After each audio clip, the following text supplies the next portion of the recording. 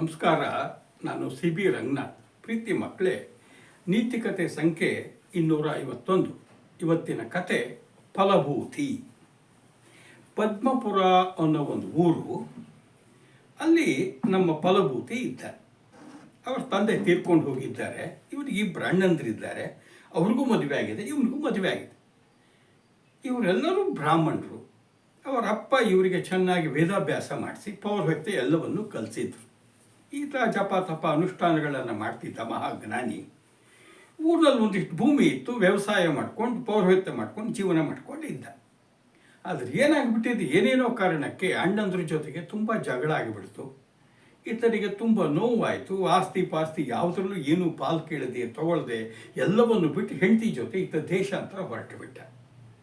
ಬಂದ ಬಹಳ ದೂರ ಅಲ್ಲಲ್ಲಿ ನೀರು ಕುಡ್ಕೊಂಡು ಬಂದರು. ಕೊನೆಗೆ ಒಂದು ದೊಡ್ಡ ಕಾಡಿನಲ್ಲಿ ಒಂದು ದೊಡ್ಡ ಅರಳಿ ಮರ. ಯಾಕೋ ಇಲ್ಲಿ ಸ್ವಲ್ಪ ಹೊತ್ತು ಕೂತ್ಕೊಳ್ಳೋಣ ಅಂತ ಕೂತ್ಕೊಂಡ್ರು. ಅವತ್ತು ರಾತ್ರಿ ಆಯಿತು, ಅಲ್ಲೇ ಇದ್ದೆ ಬಿಟ್ರು. ಏನೋ ಸಿಕ್ಕ ಗೆಡ್ಡೆ ಗೆಣಸು ತಿನ್ಕೊಂಡಿದ್ರು. ಮಾರನೇ ದಿನ ಯೋಚನೆ ಬಂತು ಇವನಿಗೆ. ಹೆಂಡತಿ ಕೇಳ್ದ, ಇಲ್ಲಿ ಭೂಮಿ ಫಲವತ್ತಾಗಿದೆ, ಅಲ್ಲೇ ನೀರು ಹತ್ತಿರದಲ್ಲಿದೆ, ನಾವು ಇಲ್ಲೇ ಯಾಕೆ ವ್ಯವಸಾಯ ಮಾಡಿ ಒಂದಿಷ್ಟು ಬೆಳೆ ತೆಗಿಬಾರ್ದು? ಆಯ್ತು ಸ್ವಾಮಿ. ಸರಿ, ಅಲ್ಲೇ ಇದ್ದರೂ ಇವನು ಹಿಂಗೂ ಕೃಷಿಕನಾಗಿದ್ದ. ಬೆಳೆಯನ್ನು ಬೆಳೆದ್ರು. ಒಳ್ಳೆ ಪೈರು ಬಂದಿದೆ. ಅಬ್ಬಾ, ಇನ್ನೊಂದು ವರ್ಷಕ್ಕೆ ಯೋಚನೆ ಇಲ್ಲ ಅಂತ ಗಂಡ ಹೆಂಡತಿ ಯೋಚನೆ ಮಾಡಿದರು. ಆ ದುರಾದೃಷ್ಟ, ಯಾರೋ ಒಂದು ದುಷ್ಟರು ಬಂದವರು ಇವ್ರ ಪೈರನ್ನೆಲ್ಲ ಕಟಾವು ಮಾಡ್ಕೊಂಡು ಹೋಗ್ಬಿಟ್ರು. ಕೈಗೆ ಒಂದು ತುತ್ತು ಬಾಯಿಗೆ ಬರಲಿಲ್ಲ ಅನ್ನೋಂಗೆ ಆಗಿಬಿಡ್ತು. ಏನು ಉಳಿದಿತ್ತು ಅದನ್ನೆಲ್ಲನೂ ಒಂದಿಷ್ಟು ದವಸ ಧಾನ್ಯ ತಂದಿಟ್ಕೊಂಡ. ರಾತ್ರಿ ಮರದ ಕೆಳಗೆ, ಏನಪ್ಪ ದೇವರೇ ಹಿಂಗೆ ಮಾಡಿಬಿಟ್ಟಿಯಲ್ಲ, ಊರು ಬಿಟ್ಟು ಬಂದೆ ಕಷ್ಟ ಅಂತ, ಕಾಡಿಗೆ ಬಂದರೂ ಕಷ್ಟ ಕೊಡ್ತಿದ್ದಿ, ಏನು ಮಾಡಲಪ್ಪ, ಇನ್ನೇನು ಎಲ್ಲರೂ ಹೊಳೆಗೆ ಹಾರ್ಕೊಳ್ಳೋದು ಗಂಡ ಹೆಂಡತಿ ಇಬ್ಬರು ಅಂತ ನೊಂದ್ಕೊಂಡು ಮಲ್ಕೊಂಡಿದ್ದ. ಬೆಳಗಿನ ಜಾವ ಅವನಿಗೊಂದೊಳ್ಳೆ ಕನಸು ಬಿತ್ತು. ಫಲಭೂತಿ, ಹೆದರಬೇಡ, ನಾನು ಈ ಮರದಲ್ಲಿ ವಾಸವಾಗಿರೋ ಯಕ್ಷ. ನಿನ್ನ ಬಗ್ಗೆ ನನಗೆ ಅಭಿಮಾನ ಉಂಟಾಗಿದೆ, ನೀನು ಒಳ್ಳೆಯದಕ್ಕೆ ಹೇಳ್ತಾ ಇದ್ದೀನಿ. ನೀನು ಇಲ್ಲಿಂದ ಸೀದಾ ಉತ್ತರ ದಿಕ್ಕಿಗೆ ಹೋಗು, ಅಲ್ಲಿ ಶ್ರೀಕಂಠಪುರ ಸಿಗತ್ತೆ. ಶ್ರೀಕಂಠಪುರದಲ್ಲಿ ತ್ರಿವಿಕ್ರಮ ರಾಜ ಆಳ್ತಾ ಇದ್ದಾನೆ. ನೀನು ಶ್ರೀಕಂಠೇಶ್ವರನ ಭಕ್ತನಾಗಿ ಅಲ್ಲಿ ಬಂದಂತಹ ಭಕ್ತಾದಿಗಳಿಗೆ ಒಳ್ಳೇದು ಮಾಡಿದವ್ರಿಗೆ ಒಳ್ಳೇದಾಗತ್ತೆ, ಕೆಟ್ಟದ್ದು ಮಾಡಿದವ್ರಿಗೆ ಕೆಟ್ಟದಾಗತ್ತೆ ಅಂತ ಹೇಳ್ತಾ ಇರು, ನಿನಗೆ ಒಳ್ಳೇದಾಗತ್ತೆ ಅಂತ ಹೇಳ್ದಂಗಾಯ್ತು. ಇವನು ಬೆಳಗ್ಗೆ ಎದ್ದೋನು ಆ ಮರಕ್ಕೆ ಕೈ ಮುಗ್ದ. ಅಪ್ಪ ಯಕ್ಷರಾಜ, ನಿನ್ನ ಅನುಗ್ರಹ, ನಿನ್ನ ನೆಚ್ಕೊಂಡು ನಾನು ಶ್ರೀಕಂಠಪುರಕ್ಕೆ ಹೋಗ್ತೀನಿ ಅಂಥೇಳಿ ಹೆಂಡತಿ ಜೊತೆ ಶ್ರೀಕಂಠಪುರಕ್ಕೆ ಬಂದುಬಿಟ್ಟ. ಯಾರು ಬಂದು ಬಳಗ ಇಲ್ಲ, ಗುರುತು ಪರಿಚಯ ಇಲ್ಲ, ಯಾವುದೋ ಮತ್ತೆಲ್ಲ ಛತ್ರಗಳಿತ್ತು. ಅಲ್ಲೊಂದು ಕಡೆ ಉಳ್ಕೊಂಡ. ನೋಡ್ತಾನೆ, ಭವ್ಯವಾದ ಶ್ರೀಕಂಠೇಶ್ವರ ದೇವಸ್ಥಾನ, ಪಕ್ಕದಲ್ಲಿ ನದಿ ಇದೆ. ನದಿಯಲ್ಲಿ ಸ್ನಾನ ಮಾಡ್ದ. ಬಂದವನೇ ಶ್ರೀಕಂಠರನ್ನ ಭಕ್ತಿಯಿಂದ ಪೂಜೆ ಮಾಡಿದ್ದಾನೆ. ಮಂತ್ರ ಎಲ್ಲ ಹೇಳ್ಕೊಂಡ, ವಿಭೂತಿ ಧರಿಸಿದ್ದಾನೆ. ದೇವಸ್ಥಾನದ ಹೊರಗೆ ಬಂದ. ಏನು ಮುಖದಲ್ಲೊಂದು ತೇಜಸ್ಸಿದೆ. ಅಲ್ಲಿ ಬಂದವರೆಲ್ಲ ಅವನಿಗೆ ನಮಸ್ಕಾರ ಮಾಡಿದರು. ಆಹಾ, ಯಾರಪ್ಪ, ಎಂಥ ತೇಜಸ್ವಿ ಬ್ರಾಹ್ಮಣ ಇವ. ಆತ ಯಕ್ಷ ಹೇಳಿಕೊಟ್ಟಿದ್ದನ್ನೇ ಹೇಳಿದ್ದು. ಯಾವಾಗಲೂ ಒಳ್ಳೆಯವರು ಮಾಡೋರಿಗೆ ಒಳ್ಳೆಯದಾಗತ್ತೆ, ಕೆಟ್ಟದನ್ನು ಮಾಡೋರಿಗೆ ಕೆಟ್ಟದಾಗತ್ತೆ ಅಂತ. ಆಹಾ, ಏನು ಮುತ್ತಿನಂಥ ಮಾತು ಅಂತ ನಮಸ್ಕಾರ ಮಾಡಿದರು. ಮತ್ತೆ ಅವನ ಹತ್ರ ಬಂದವರಿಗೆಲ್ಲ ಅವನು ಏನೂ ಮಾತಾಡ್ತಿರ್ಲಿಲ್ಲ. ಒಳ್ಳೇದು ಮಾಡಿದವ್ರಿಗೆ ಒಳ್ಳೇದಾಗತ್ತೆ, ಕೆಟ್ಟದನ್ನು ಮಾಡಿದವ್ರಿಗೆ ಕೆಟ್ಟದಾಗತ್ತೆ ಅಂತ ಹೇಳ್ತಾನೆ ಇದ್ದ. ಆ ಮಾತನ್ನು ಕೇಳಿ ತಮ್ಮ ಕೈಲಿದ್ದ ಬಾಳೆಹಣ್ಣು ಗೀಳೆಹಣ್ಣು ಎಲ್ಲ ಕೊಟ್ಟುಬಿಟ್ರು. ಸರಿ, ಅವತ್ತು ಅವರೇನು ಭಕ್ತಾದಿಗಳು ಹಣ್ಣು ಕೊಟ್ಟರು, ಅದನ್ನೇ ತಗೊಂಡು ಅವನಿಗೆ ಇವತ್ತು ಆಹಾರ ಸಮಸ್ಯೆ ಮುಗೀತು. ಗಂಡ ಹೆಂಡತಿ ಮತ್ತು ಅದೇ ಥರ ಇದ್ದ ಕ್ಷೇತ್ರದಲ್ಲಿದ್ದಾರೆ. ಒಂದು ವಾರದಲ್ಲಿ ಇವನ ಹೆಸರು ಗೊತ್ತಿಲ್ಲ. ಅದು ಯಾರೋ ಬ್ರಾಹ್ಮಣ, ಅದು ಏನ್ರಿ ತೇಜಸ್ಸು, ಒಳ್ಳೇದು ಮಾಡಿದವ್ರು ಒಳ್ಳೇದಾಗತ್ತೆ, ಕೆಟ್ಟದನ್ನು ಮಾಡಿದವ್ರು ಕೆಟ್ಟದಾಗತ್ತೆ, ಇಷ್ಟೇ ಹೇಳ್ತಿದ್ದಾನೆ ಅನ್ನೋದು ಊರು ತುಂಬ ಮಾತಾಡ್ಬಿಡ್ತು.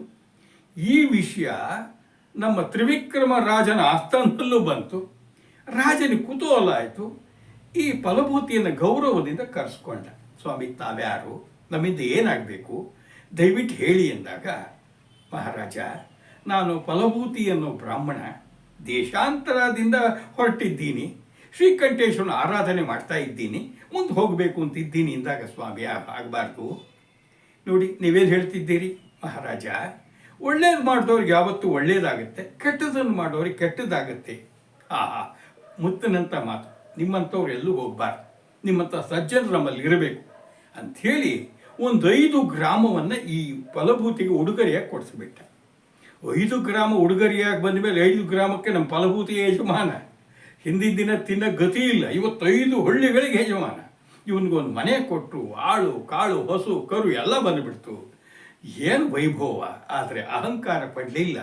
ಸೀದಾ ನಿತ್ಯ ಹೋದವನು ಬೆಳಗ್ಗೆ ಹೊಳೆಯಲ್ಲಿ ಸ್ನಾನ ಮಾಡೋನು, ಭಕ್ತಿಯಿಂದ ಶ್ರೀಕಂಠೇಶ್ವರನನ್ನು ಆರಾಧನೆ ಮಾಡೋನು, ಫಲಮಂತ್ರಾಕ್ಷಿ ತಗೊಂಡು ಸೀದಾ ರಾಜನ ಹತ್ರ ಬರೋನು. ಮಹಾಪ್ರಭುಗಳಿಗೆ ಜೈವಾಗಲಿ. ಯಾವಾಗಲೂ ಒಳ್ಳೇದು ಮಾಡಿದವರು ಒಳ್ಳೇದಾಗತ್ತೆ, ಕೆಟ್ಟದನ್ನು ಮಾಡಿದವರು ಕೆಟ್ಟದಾಗತ್ತೆ ಅಂತ ಹೇಳೋನು.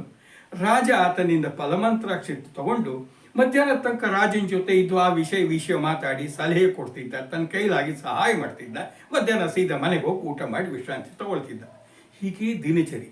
ರಾಜನಿಗೂ ತ್ರಿವಿಕ್ರಮ ರಾಜನಿಗೂ ಫಲಭೂತಿಗೂ ಒಳ್ಳೆಯ ಸ್ನೇಹ, ತುಂಬ ಆತ್ಮೀಯನಾಗಿಬಿಟ್ಟ.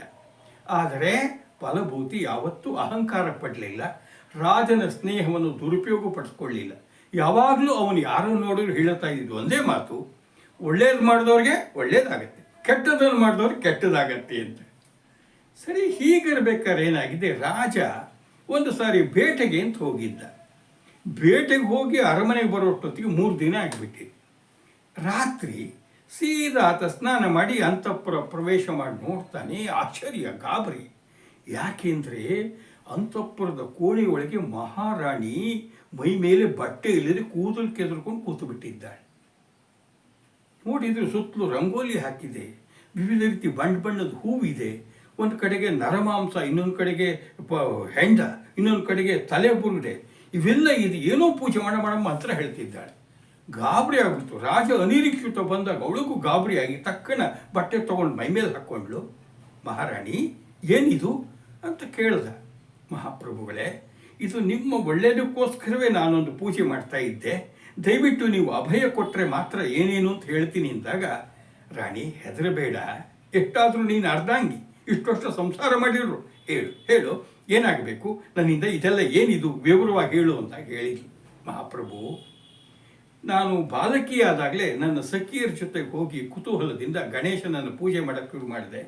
ಆಮೇಲೆ ಅಲ್ಲೆಲ್ಲವೂ ಸಹಿತ ಹೇಳಿದರು, ಡಾಕಿಣಿಯನ್ನು ಪೂಜೆ ಮಾಡಿದರೆ ನಾವು ಆಕಾಶದಲ್ಲಿ ಹಾರಾಡ್ಬೋದು, ವಿಶಿಷ್ಟ ಶಕ್ತಿಗಳು ಬರುತ್ತೆ ಅಂತೇಳಿ.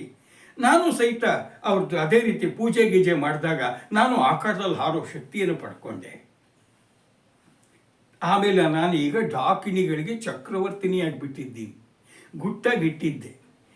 ಈಗ ನಾನು ಪೂಜೆ ಮಾಡ್ತಾ ಇರೋದು ರಾಜರಾಗಿರೋ ನಿಮ್ಮನ್ನು ಚಕ್ರವರ್ತಿಯನ್ನಾಗಿ ಮಾಡಬೇಕು ಅಂತ. ನೀವು ಚಕ್ರವರ್ತಿ ಆದರೆ ನಾನು ಚಕ್ರವರ್ತಿನಿ ಆಗ್ತೀನಿ ಅಲ್ವಾ ಮಹಾಪ್ರಭು, ದಯವಿಟ್ಟು ನೀವು ಸಹಕಾರ ಕೊಡಿ, ಪೂಜೆಯಲ್ಲಿ ಸೇರ್ಕೊಳ್ಳಿ ಅಂದಾಗ, ರಾಣಿ ನಾನು ಒಳ್ಳೇದಕ್ಕೆ ಇಷ್ಟೆಲ್ಲ ಮಾಡ್ತಿದ್ಯಾ, ಆಯಿತು ಅಂತ ರಾಜನು ಪೂಜೆಗೆ ಸೇರಿಕೊಂಡು ಬಿಟ್ಟ. ಇಬ್ಬರು ಸಹಿತ ಪೂಜೆ ಮಾಡಿ ಏನೋ ದಿಗ್ಬಂಧನ ಮಾಡಿ ಯಾರನ್ನೂ ಎಳಿತಿದ್ದಾರೋ, ಒಬ್ಬ ವ್ಯಕ್ತಿನ ಬಲಿ ಕೊಟ್ಟರೆ ಮಹಾರಾಜ ಚಕ್ರವರ್ತಿ ಆಗ್ತಾನೆ. ಏನು ಮಾಡಿದ್ರು ಆ ವ್ಯಕ್ತಿ ಬರ್ತಾನೆ ಇಲ್ಲ. ಮಹಾರಾಣಿ, ಯಾರೀತ ಅಂದಾಗ, ಪ್ರಭು ತಪ್ಪು ತಿಳ್ಕೊಳ್ಬೇಡಿ, ನಾನೀಗ ಬಲಿ ಕೊಡಬೇಕಾಗಿರೋದು ಅಂತಿಂತವನಲ್ಲ ಈತ, ನಿಮ್ಮ ಫಲಭೂತಿ ಅಂದ್ಕೊಳ್ಳೆ ರಾಜನಿಗೆ ಒಂಥರ ಆಗಿಬಿಡ್ತು. ಆಯಿತು, ಏನು ಮಾಡೋಕ್ಕಾಗತ್ತೆ, ನಾನು ಚಕ್ರವರ್ತಿ ಆಗಬೇಕಾದ್ರೆ ಫಲಭೂತಿ ಸಾಯಲೇಬೇಕು ಅನ್ನಿಸ್ತು.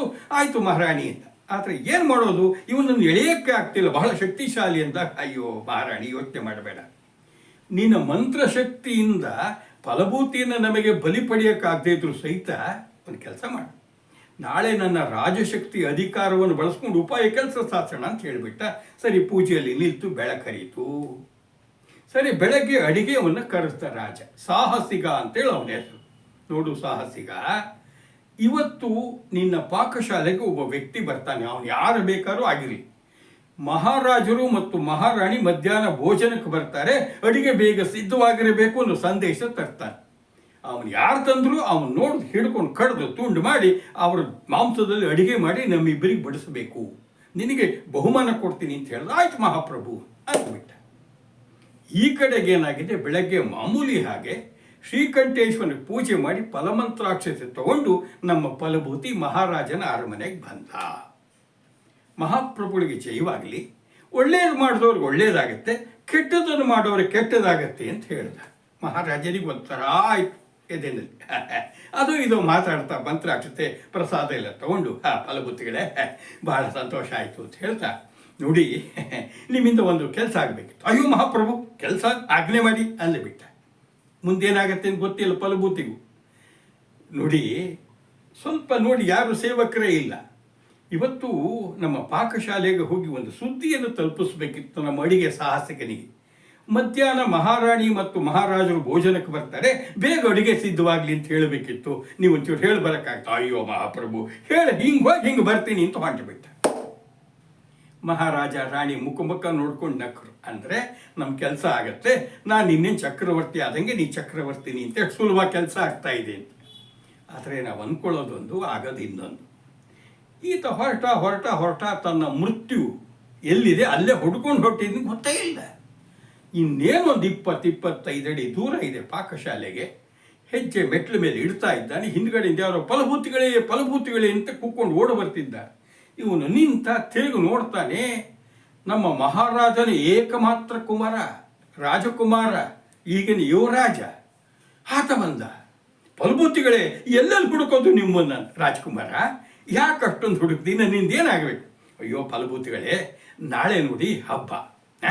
ನಮ್ಮ ಅಪ್ಪಾಜಿಯವರಿಗೆ ಮಹಾರಾಜರಿಗೆ ವಿಶೇಷವಾದ್ದು ಬಂಗಾರದೆಲ್ಲೋ ಕುಂಡಲಗಳನ್ನು ಮಾಡಿಸ್ಕೊಟ್ರಲ್ಲ ನೋಡಿ, ಇವತ್ತು ಬಂಗಾರ ತಗೊಳ್ಳಿ, ನಾಳೆ ನೀವು ಇದನ್ನು ನನ್ನ ತಂದು ಮಾಡಿಸ್ಕೊಡ್ಲೇಬೇಕು, ನಾನು ಹಾಕೊಂಡು ನಾನು ದೇವಸ್ಥಾನಕ್ಕೆ ಬರಬೇಕು, ತಗೊಳ್ಳಿ ಈಗ ತಕ್ಷಣ ಹೊರಡಿ. ಈಗ ರಾಜ್ಕುಮಾರ, ಒಂದು ಸಣ್ಣ ಕೆಲಸ ಇದೆ, ನಾನು ಪಾಕಶಾಲೆಗೆ ಹೋಗಿ ನಮ್ಮ ಸಾಹಸಿಗೆ ಅಡಿಗೆವನಿಗೆ ಒಂದು ಸುದ್ದಿ ಕೊಟ್ಟು ಬರಬೇಕು, ಮಹಾಪ್ರಭುಗಳು ಮಹಾರಾಣಿಯವರು ಮಧ್ಯಾಹ್ನ ಭೋಜನಕ್ಕೆ ಬರ್ತಾರೆ, ಸಿದ್ಧವಾಗಲಿ ಅಂತೇಳಿ, ಆಮೇಲೆ ಹೋಗ್ತೀನಿ. ಇದನ್ನು ನಾನು ಮಾಡ್ತೀನಿ, ನೀವು ಹೋಗಿ ಹೋಗಿ ಅಂತ ಬಲವಂತ ಮಾಡಿ ಬಂಗಾರ ಕೊಟ್ಟು ರಾಜಕುಮಾರ ಫಲಭೂತಿನ ಕಳಿಸ್ಬಿಟ್ಟ. ಫಲಭೂತಿ ತನಗೇ ಗೊತ್ತಿಲ್ಲ ತನ್ನ ಮರಣ ತಪ್ಪೋಗಿದೆ, ಸೀದಾ ಅದು ಅಕ್ಸಾಲಿ ಹುಡ್ಕೊಂಡು ಹೊರಟುಬಿಟ್ಟ. ರಾಜಕುಮಾರ ಫಲಭೂತಿಯ ಪಾಲಿನ ಮೃತ್ಯು ಈಗ ರಾಜಕುಮಾರನ ಬೆನ್ನಿಗೆ ಅಡಿಸ್. ಗೊತ್ತಿಲ್ಲ ಹುಡುಗ, ಸೀದಾ ಹೋದ ಸಾಹಸಿಗನ ಹತ್ರ ಹೋದ.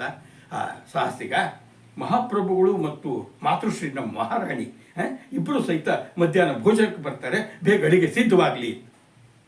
ಸಾಹಸಿಗ ನೋಡ್ದ, ರಾಜಕುಮಾರ ಬಂದು ಹೇಳ್ತಿರೋನು, ಆದರೆ ಆಜ್ಞೆ ಏನಿದೆ, ರಾಜಾಜ್ಞೆ, ಯಾರು ಬಂದು ಬೇಕಾದ್ರೂ ಹೇಳಿ ಅವ್ರ ಕೊಂದು ಅವ್ರ ಅಡಿಗೆ ಮಾಡಿ ಹಾಕೋದು. ರಾಜ್ಕುಮಾರ್ ಈ ಕಡೆ ಬಂದಿಯಿಂದ ಹಿಂದ್ಗಡೆಯಿಂದ ಕೂತ್ಗೆ ಹೊಡೆದ ಕತ್ತಿಯಿಂದ ರಾಜ್ಕುಮಾರ ಸತ್ತು ಬಿದ್ದ. ಗುಟ್ಟಾಗಿ ಅವತೆ ಮಾಂಸದಲ್ಲಿ ಅಡುಗೆ ಮಾಡ್ದ. ಮಧ್ಯಾಹ್ನ ಮಹಾರಾಜ ಮತ್ತು ರಾಣಿ ಬಂದರು, ಅವ್ರಿಗೆ ಅಡುಗೆ ಮಾಡಿ ಬಡಿಸ್ದ. ಅವ್ರು ರುಚಿಯಾಗಿ ಇದನ್ನು ತಿಂದರು, ಭಾಳ ಸಂತೋಷ ಪಡ್ಬಿಟ್ಟು. ಯಾಕೆ? ನಮ್ಮ ಪೂಜೆ ಫಲಿಸ್ತು, ಶಾಕಿನಿಯರು ತೃಪ್ತರಾಗ್ತಾರೆ.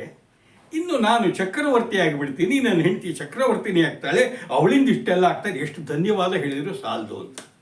ಏನಾಗಿದೆ ಅಂತ ಗೊತ್ತಿಲ್ಲ. ರಾತ್ರಿ ಆಯಿತು, ರಾಜ್ಕುಮಾರ್ ಎಲ್ಲಿ ಯಾರು ತಲೆ ಕೆಡಿಸ್ಕೊಳ್ಳಿ, ಎಲ್ಲರೂ ಹುಡುಗ ಓಡಾಡ್ತಿದ್ದ. ಬೆಳಕರಿತು.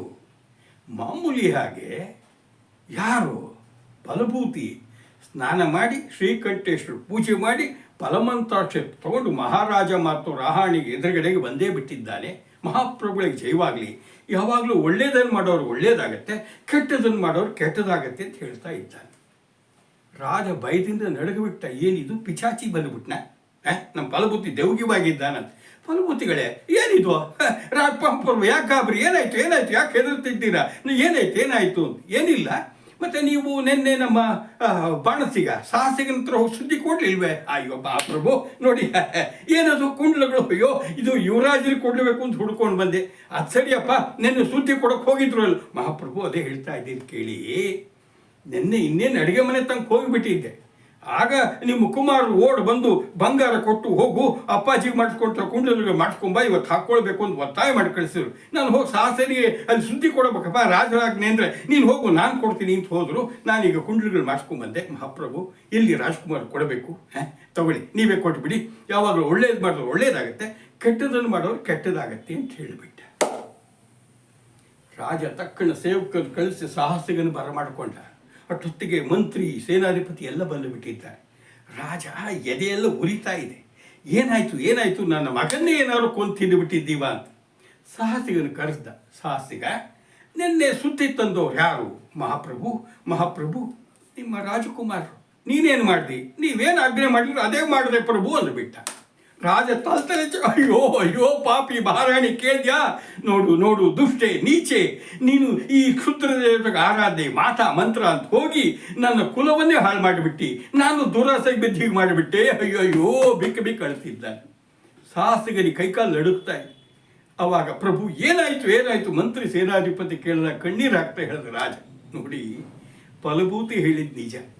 ಯಾವಾಗಲೂ ಒಳ್ಳೇದು ಮಾಡಿದವ್ರು ಒಳ್ಳೇದಾಗತ್ತೆ, ಕೆಟ್ಟದನ್ನು ಮಾಡೋರು ಕೆಟ್ಟದೇ ಆಗತ್ತೆ ಅಪ್ಪ. ನಾನು ಈ ನನ್ನ ಹೆಂಡತಿ ಶಾಕಿನಿಯ ಪೂಜೆ ಮಾಡಿ ಶಾಕಿನಿಯಾಗಿದ್ದಾಳೆ, ಡಾಕಿನಿಯಾಗಿದ್ದಾಳೆ. ಇವಳು ಕೇಳಿಕೊಂಡು ವಾಮಾಚಾರ ಇವಕ್ಕೆಲ್ಲ ಬಿದ್ದು ಫಲಭೂತಿಯನ್ನು ಬಲಿ ಕೊಟ್ಟರೆ, ಅವನ ಮಾಂಸವನ್ನು ತಿಂದರೆ ನಾನು ಚಕ್ರವರ್ತಿಯಲ್ಲಿ ಆಗ್ತೀನಿ ನಂಬಿಕೊಂಡು ಈ ಥರ ತಂತ್ರ ಮಾಡಿದೆ. ವಿಧಿ ಬದಲಾಗಿ ಹೋಗಿದೆ. ನಮ್ಮ ಸಾಹಸಿಗನಿಗೆ ಅಲ್ಲಿ ಯಾರು ಸುದ್ದಿ ತಗೊಂಡು ಹೋಗಿದ್ದು? ಫಲಭೂತಿ ಅಲ್ಲ, ರಾಜಕುಮಾರ. ನನ್ನ ರಾಜಕುಮಾರನ ಸಾವಿಗೆ ನಾವೇ ಕಾರಣ ಆಗಿಬಿಟ್ವಿ. ಅವನನ್ನೇ ಕೊಂದು ತಿಂದು ಬಿಟ್ಟಿದ್ದೀವಿ. ಇಂಥ ಪಾಪಗಳು ನಾವು ಉಳಿಬಾರ್ದು. ಅವನ ಸತ್ತ ಮೇಲೆ ನಾವ್ಯಾಕೆ ಬದುಕಬೇಕು? ತುಂಬ ದುಃಖಪಟ್ಟರು. ಯಾರು ಸಮಾಧಾನ ಪಡಿಸೋ ಸ್ಥಿತಿಲಿಲ್ಲ. ಗಾಬರಿಯಾಗಿ ಬಿಟ್ಟಿದ್ದಾನೆ ಫಲಭೂತಿ. ಇದೇನಪ್ಪ ಹಿಂಗಾಯ್ತಲ್ಲ ಅಂತ. ಆಗ ರಾಜ ಒಂದು ತೀರ್ಮಾನಕ್ಕೆ ಬಂದ, ಸೇನಾಧಿಪತಿಗಳೇ, ಮಂತ್ರಿಗಳೇ, ಕೇಳ್ರಿ, ಇನ್ನು ನಮ್ಮ ವಂಶ ಮುಗೀತು, ನಾನು ಬದುಕಲ್ಲ, ನಾನು ನನ್ನ ಹೆಂಡತಿ ನಾವು ಮಾಡಿರೋ ಪಾಪಕ್ಕೆ ಪ್ರಾಯಶ್ಚಿತ್ತವಾಗಿ ಅಗ್ನಿ ಪ್ರವೇಶ ಮಾಡ್ತೀವಿ. ಫಲಭೂತಿ ಅಂತ ಸತ್ಯವಂತ ನ್ಯಾಯವಂತ ರಾಜನಾಗಲಿ, ಬೆಂಬಲ ಕೊಡ್ರಿ ಅಂತ ಹೇಳಿ ಅವರ ಅನುಮತಿ ತಗೊಂಡು ರಾಜ ರಾಣಿ ಅಗ್ನಿ ಪ್ರವೇಶ ಮಾಡಿಬಿಟ್ರು. ಈಗ ಫಲಭೂತಿ ಎಲ್ಲಿ ಶ್ರೀಕಂಠಪುರದ ರಾಜ್ಯಕ್ಕೆ ರಾಜನಾಗಿಬಿಟ್ಟ. ಸತ್ಯ ನ್ಯಾಯ ಧರ್ಮದಿಂದ ರಾಜ್ಯಭಾರ ಮಾಡ್ದ. ಒಳ್ಳೆ ಹೆಸರು ಹೇಳುತ್ತೆ. ಯಾಕೆ? ಯಾವತ್ತು ಒಳ್ಳೇದು ಮಾಡಿದವ್ರಿಗೆ ಒಳ್ಳೇದಾಗತ್ತೆ, ಕೆಟ್ಟದನ್ನು ಮಾಡಿದವ್ರಿಗೆ ಕೆಟ್ಟದಾಗತ್ತೆ. ನೆನ್ಪಿಟ್ಕೊಳ್ಳಿ ಮಕ್ಕಳೇ, ವಾಮಾಚಾರ, ಈ ಬಲಿ, ಇವೆಲ್ಲ ಒಳ್ಳೇದು ಅಲ್ಲೇ ಅಲ್ಲ. ಅಡ್ಡಾದಿ ಹಿಡಿಬಾರ್ದು. ಯಾವತ್ತೂ ಒಳ್ಳೆ ಹಾದಿಯಲ್ಲಿ ಹೋಗ್ಬೇಕು. ಒಳ್ಳೇದು ಮಾಡಬೇಕು, ಒಳ್ಳೇದಾಗುತ್ತೆ. ಕೆಟ್ಟದ್ದು ಮಾಡ್ಲಿಕ್ಕೆ ಹೋದ್ರೆ ಕೆಟ್ಟದಾಗತ್ತೆ. ಆಗಬಾರ್ದಲ್ವಾ? ಒಳ್ಳೆಯದಲ್ಲಿ ಹಿಡಿತೀರಲ್ವಾ? ಒಳ್ಳೇದಾಗುತ್ತೆ.